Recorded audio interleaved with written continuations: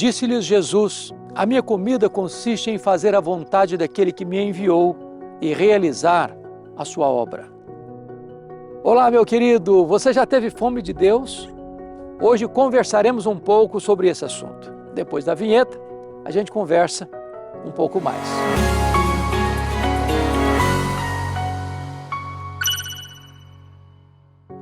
O jejum é uma prática milenar, porém em desuso na igreja contemporânea. O jejum está tanto no Antigo quanto no Novo Testamento.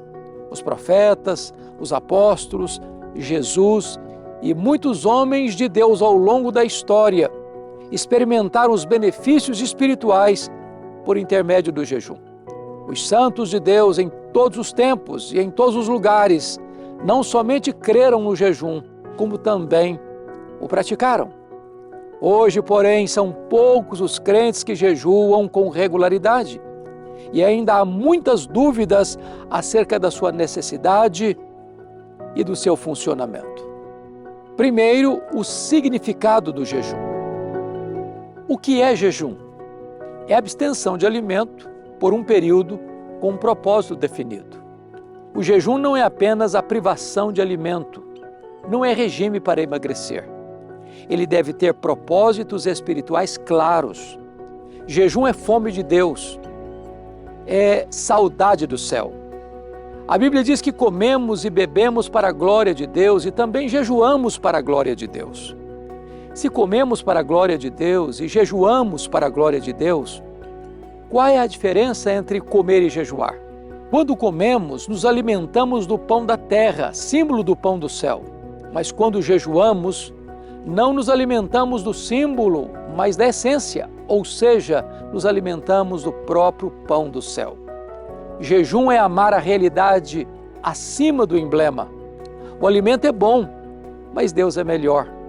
A comunhão com Deus deve ser a nossa mais urgente e apetitosa refeição. Nós glorificamos Deus quando o preferimos acima dos seus dons. Segundo, os obstáculos ao jejum. O maior obstáculo ao jejum não são as coisas más, mas as coisas boas. Nem sempre nos afastamos de Deus por coisas pecaminosas em si mesmas. Os mais mortíferos apetites não são pelos venenos do mal, mas pelos simples prazeres da terra, os deleites da vida. Os prazeres desta vida e os desejos por outras coisas não são mal em si mesmos. Não são vícios, são dons de Deus. No entanto, tudo pode tornar-se substituto mortífero do próprio Deus em nossa vida. Jesus disse que antes de sua volta, as pessoas estarão vivendo desatentas como a geração que pereceu no dilúvio. E o que as pessoas estavam fazendo? Comendo, bebendo, casando-se e dando-se em casamento. Que mal há em comer, beber, casar e dar-se em casamento? Nenhum. Porém, quando nos deleitamos nas coisas boas e substituímos Deus pelas dádivas de Deus, estamos em grande perigo. O jejum não é fome de coisas boas, o jejum é fome de Deus. O jejum não é fome de coisas que Deus dá, o jejum é fome do Deus doador. Nossa geração corre atrás das bênçãos de Deus em vez de buscar o Deus das bênçãos. Deus é melhor do que suas dádivas. O abençoador é melhor do que a bênção. O propósito do jejum. O propósito do jejum não é obter o favor de Deus ou mudar a sua vontade.